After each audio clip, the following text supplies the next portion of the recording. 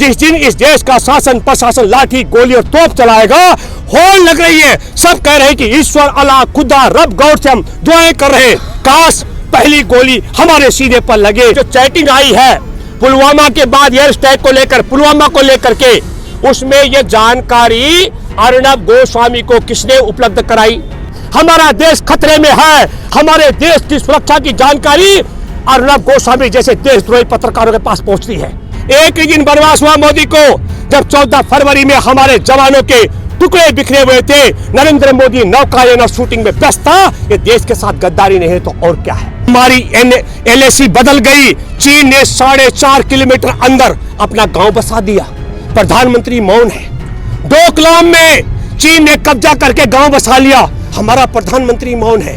गलवान घाटी में हमारे 15 जून को 20 जवानों की हत्या के बाद प्रधानमंत्री ने चीन की कंपनी का ठेका 1124 करोड़ का टनल बनाने का रद्द कर दिया था।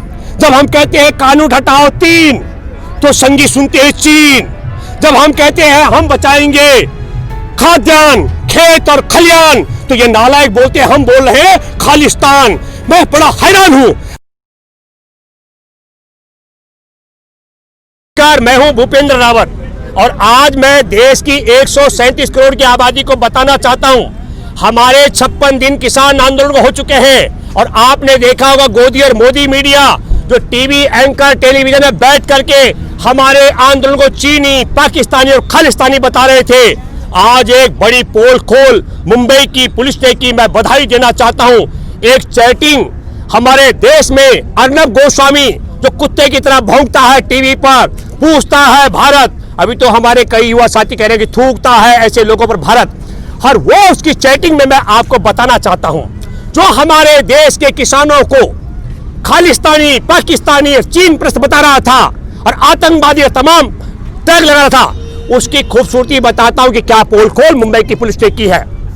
नंबर 1 मैं आपको बताना चाहता हूं कि यदि हमने दुश्मन देश पर एयर स्ट्राइक करनी हो तो हमारे देश के प्रधानमंत्री, हमारे देश के गृह मंत्री, हमारे देश के रक्षा मंत्री, मैं एयर स्ट्राइक की बात कर रहा हूं पुलवामा हमले के बाद 26 फरवरी को, और हमारे देश के वायुसेना प्रमुख से लेकर के NSA प्रमुख के अलावा इन 5 लोगों के पास जानकारी हो सकती है। इसके बाहर ये जानकारी नहीं हो सकती है।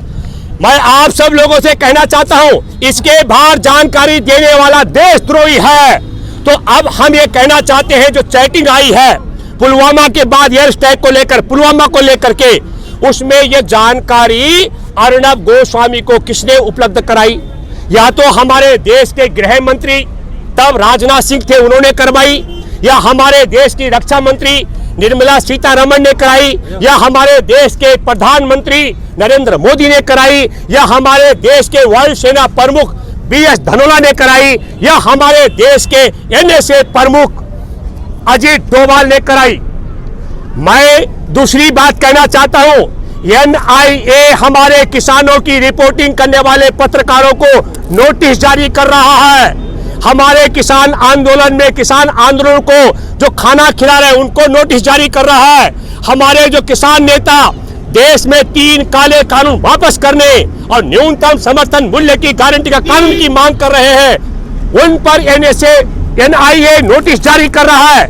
मैं NIA से आग्रह करता हूं, अपील करता हूं, आप में यदि सच में देशभक्ति है और आप में ईमानदारी है और आप गुलामी नहीं कर रहे मोदी सरकार की, तो राष्ट्रद्रोह का मुकदमा दर्ज करें और जांच करें कि ये देशद्रोही हमारे देश की सुरक्षा की जानकारी एक साधारण पत्रकार अर्नब गोस्वामी तक पहुंचाने वाला नरेंद्र मोदी है, या हमारे देश का तब का गृह मंत्री राजनाथ सिंह है, या तब की रक्षा मंत्री निर्मला सीतारमण है, या तब का वायुसेना प्रमुख BS धनोला है, या हमारा तब NSA की बात देखने वाला अजीत डोभाल है। इन 5 में से जो भी देशद्रोही है उसको उठाकर कुर्सी से हटाकर हथकड़ी लगाकर जेल में डाला जाए। मैं आग्रह करता हूं सुप्रीम कोर्ट में बैठे जजों से, एक धृतराष्ट्र की भूमिका में मत रहो। तुम्हारे धृतराष्ट्र की भूमिका के कारण हमारा देश खतरे में है। हमारे देश की सुरक्षा की जानकारी अर्नब गोस्वामी जैसे देशद्रोही पत्रकारों के पास पहुंचती है। मैं दूसरी बात कहना चाहता हूं, हमारे देश के अंदर पुलवामा की जानकारी पहले हो गई अर्नब गोस्वामी को। मैं बताना चाहता हूं मेरे दोस्तों, हमारे देश में शंकराचार्य 8 फरवरी को स्वरूपानंद ने ऐलान किया मैं 21 फरवरी को अयोध्या जाने वाला हूं। और अयोध्या जाने से क्या होने वाला था, मैं 19 की बात कर रहा हूं, भाजपा का सुपड़ा साफ हो जाता। तो भाजपा ने स्वरूपानंद शंकराचार्य का रास्ता रोकने के लिए हमारे देश में खुफिया एजेंसी है।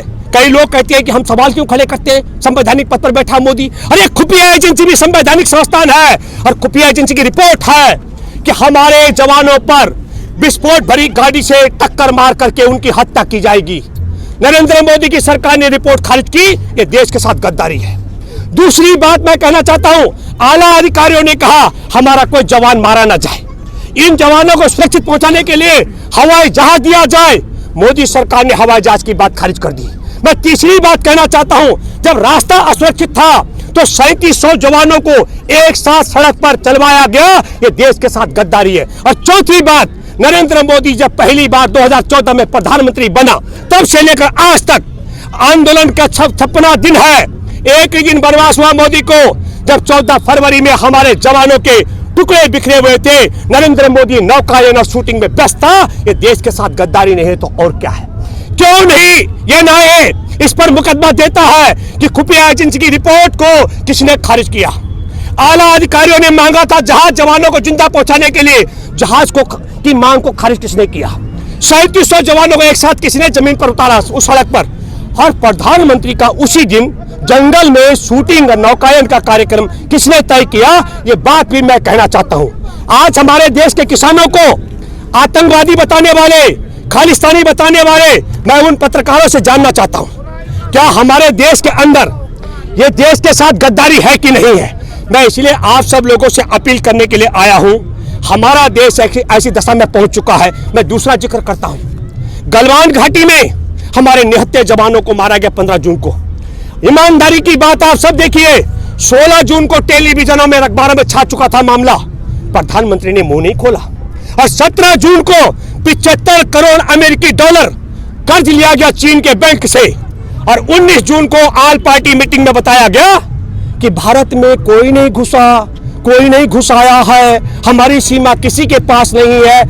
तापिर गांव है, सांसद अरुणाचल पूर्व से, उन्होंने 19 नवंबर 2019 में संसद के अंदर कहा रो पड़े, चीन ने कब्जा कर लिया। तापिर गांव ने जो कहा था, अभी सैटेलाइट की रिपोर्ट है, हमारी LAC बदल गई, चीन ने 4.5 किलोमीटर अंदर अपना गांव बसा दिया। प्रधानमंत्री मौन है। डोकलाम में चीन ने कब्जा करके गांव बसा लिया, हमारा प्रधानमंत्री मौन है।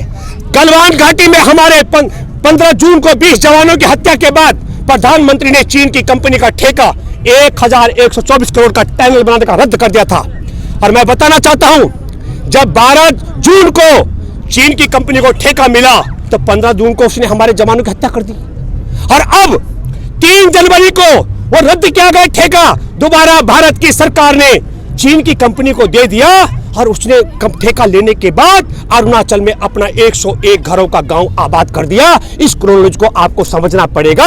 हमारे ऊपर टैग लगाया जा रहा है हम चीन के साथ हैं। मैं देशवासियों आपसे जानना चाहता हूं, हमारे किसी भी किसान आंदोलन ने, हमारे किसी नेता ने अगर 3 काले कानून को खत्म करने और न्यूनतम समर्थन मूल्य की गारंटी, क्योंकि पिछले 10 साल में दुनिया के अर्थशास्त्रियों की रिपोर्ट है 45 लाख करोड़ का नुकसान हमारे किसानों को सिर्फ इसलिए हो गया कि न्यूनतम समर्थन मूल्य पर उनका खरीद नहीं हो रही है। 45 लाख करोड़ के नुकसान से बचाने के लिए न्यूनतम समर्थन मूल्य की गारंटी का कानून मांगने की हम बात कर रहे हैं। हमें कहा जा रहा हम चीनी है।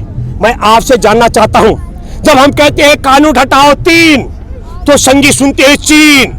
जब हम कहते हैं हम बचाएंगे खाद्यान्न, खेत और खलियान, तो ये नालायक बोलते हैं हम बोल रहे हैं खालिस्तान। मैं बड़ा हैरान हूं। आप सब लोग समझ लीजिएगा, हम खेत खलियान और खाद्यान्न बचाने के लिए और हम देश के जवानों की शहादत के लिए मैं आपको बताना चाहता हूं, क्या ये देश के साथ गद्दारी नहीं है? हमारे 20 जवान तब शहीद हुए, 21वां बाद में 76 में से बाद में हुआ और 57 किसानों की शहादत हो चुकी जिस दिन पूरी NRC में, तब ये चीन को ठेका दिया गया। और आखिरी बात आपको बताना चाहता हूं, 4 जनवरी की पंचायत तय की गई थी। अब मैं दूसरी क्रोनोलॉजी आपको बता रहा हूं। 31 मई 2019 को रॉबर्ट वाड्रा 10वीं बार चला गया था ED के पास, कहा कि मेरे कोई संपत्ति का मैं जितनी मर्जी बुलाओ मैं आऊंगा। अब आप क्रोनोलॉजी समझिए, 3 जनवरी को दैनिक जागरण छापता है, 3 जनवरी को हमारे किसानों पर बम वर्षा होती है और सुप्रीम कोर्ट में बैठे जज मौन है। क्यों?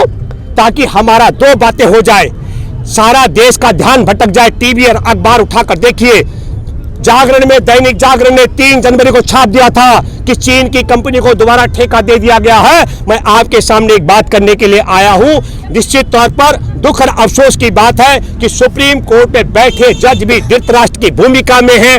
उस कमेटी का गठन किया गया, हमारे देश के पूरे जो काले कानून है उसके लिए क्या कहा जा रहा है? कमेटी वाले कह रहे हैं हम तय करेंगे, हमको जो बताया जाएगा हम बताएंगे। अरे मूर्खों, हम पहले से तय कर चुके हैं। हमको 3 काले कानून वापस और न्यूनतम समर्थन मूल्य की गारंटी के कानून से कम कुछ मंजूर नहीं है। और आखिरी बात मैं आपको बताना चाहता हूं, सारे संसार में जब से मानव सभ्यता शुरू हुई तब से लेकर आज तक संसार में इतना बड़ा निडर आंदोलन, इतना बड़ा साहसी आंदोलन, इतना बड़ा अहिंसक आंदोलन और इतना बड़ा बलिदानी आंदोलन इस धरती पर कभी नहीं हुआ। जिस दिन इस देश का शासन प्रशासन लाठी गोली और तोप चलाएगा, होल लग रही है। सब कह रहे हैं कि ईश्वर, अल्लाह, खुदा, रब, गौर से हम दुआएं कर रहे हैं, काश पहली गोली हमारे सीने पर लगे। हम कहना चाहते हैं या तो सरकार जाएगी मोदी की, मैं देशवासियों से कि हमारे कोई किंतु परंतु नहीं है, और दूसरी सरकार आकर इन 3 काले कानून को खत्म करेगी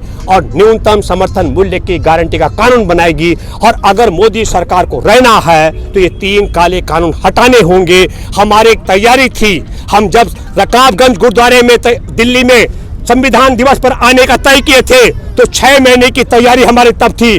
कई लोग कह रहे हैं ठंड में कैसे रहे, 6 महीने का पूरा जज्बा लेकर हम लोग दिल्ली आए थे। और आखिरी बात आपको कहना चाहता हूं, जो टेलीविजन हमारे को आतंकवादी, खालिस्तानी, पाकिस्तानी बताते हैं उन देशद्रोहियों के साथ मिले हुए हैं। आखिरी बात फिर दोबारा से सुप्रीम कोर्ट में बैठे मुख्य न्यायाधीश से, सीबीआई से, ईडी से, एनआई से मैं अपील करता हूं, तुम्हारे में अगर रत्ती भर भी हमारे देश के प्रति, देश के संविधान के प्रति, अपने दायित्व के प्रति अगर तुम अपनी जिम्मेवारी समझते हो तो हमारे देश की खुफिया जानकारी को अर्नब गोस्वामी तक पहुंचाने वाले तब प्रधानमंत्री, गृह मंत्री, रक्षा मंत्री, वायुसेना प्रमुख और एनएसए प्रमुखों के खिलाफ देशद्रोह का मुकदमा दर्ज करके और निष्पक्ष जांच कराओ ताकि पता लग सके वो देश का गद्दार कौन है जिसने खुफिया एजेंसी को जानकारी दी। धन्यवाद। जय हिंद, जय भारत, जय जवान, जय किसान, जय किसान, जय किसान। चैनल को लाइक, शेयर एंड सब्सक्राइब करें और बेल आइकन दबाना ना भूलें।